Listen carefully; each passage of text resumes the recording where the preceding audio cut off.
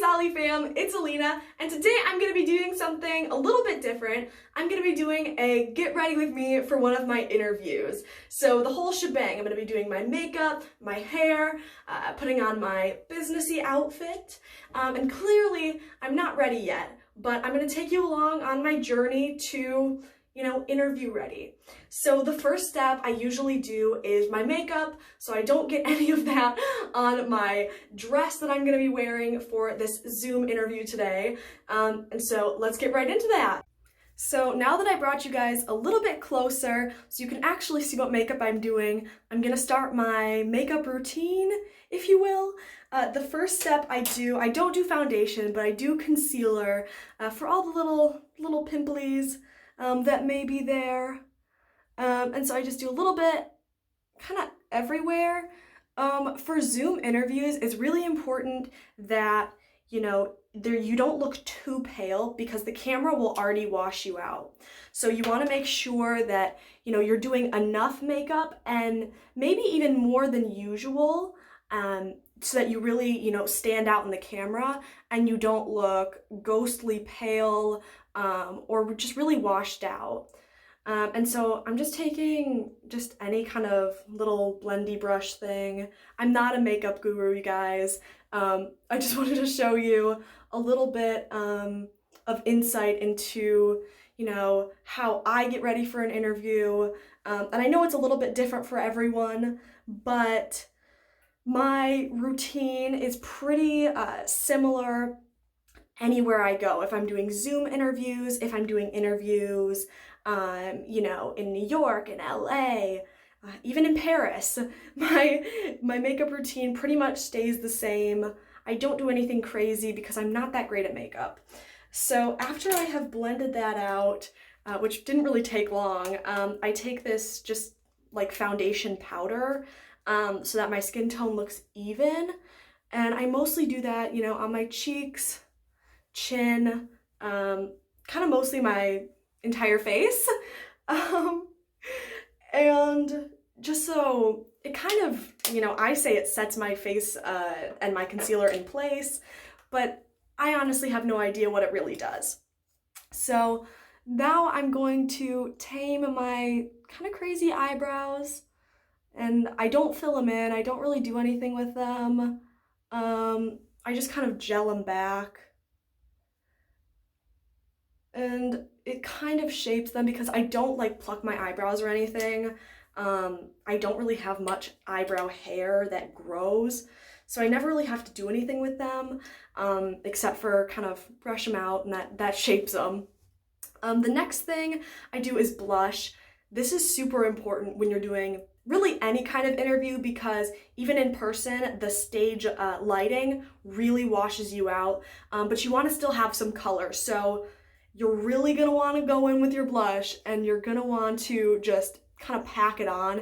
It's gonna feel like way too much, but that's the only way that people are gonna see it, especially on Zoom. Camera quality is not always the best, and you just want to make sure you still have some color on your face, which is hard to get even with a lot of blush. And so too much is never enough. It's gonna look really cakey when you're looking in the mirror, but I promise it'll help, brighten your face and make you look like you're not a ghost. So the next thing I usually do is just mascara. I'm not an eyeliner person, mostly because I'm not good at applying it. I don't really do a lot of eyeshadow, unless I'm going somewhere fancy. So really all I do is mascara and base makeup. But it is really important to kind of kick on that mascara if you're not gonna do fake eyelashes or even eyeliner, because you want your eyes to pop and not look like they're kind of sinking in your face. I've also learned over the years that I can actually not only talk and do mascara, but I can stop myself from doing the the open mouth face. So next, I just take a Q-tip, go under my eyes, because as I'm not very good at applying mascara, I do get some under my eyes.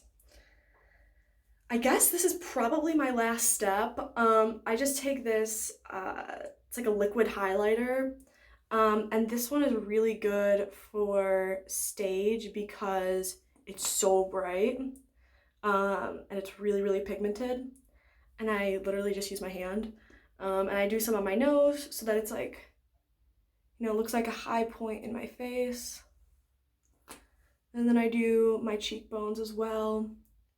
And this color is like a rose gold, and it's very complementary to a blush, so they kind of blend together on your cheekbones, which I think looks really pretty. Makes your blush look a little bit sparkly. And this is kind of something that I do in case I have any acne or like really visible pimples that the concealer doesn't take away. So this is just like a little NARS, I don't even know what to call it. It's like a cream, it's a very thick creamy concealer. And so I have a little guy right here that I kind of want to cover up. And it basically is just kind of a very concentrated concealer that will get rid of any of the little pimples, blemishes on your face that you're not very fond of. So I just do a little bit on my chin, and then I'm good for makeup. That's about it. So I'll catch you guys with hair, which is the next step. All right, guys, so makeup's done. Now it's time for hair. I just have my trusty straightener here, and I did get my hair cut yesterday, so it's a little bit styled already from being blow dried, but I think there's still a couple pieces that I would want to re-straighten to make sure, you know, it all looks uniform and it looks pretty. I also am, I get really annoyed by little flyaway hairs. They kind of stick up, and so kind of one of my last steps after I get changed and stuff, I'll spray a little hairspray on my hair so that there's no little staticky pieces, because those really bother me, especially on camera. I don't know why I catch them so easily, but I don't think they look good. They're not my favorite. So, I mean, really my hair looks pretty good.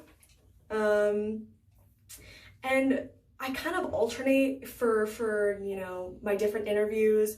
One I'll do straight, then the next one I'll do curled hair.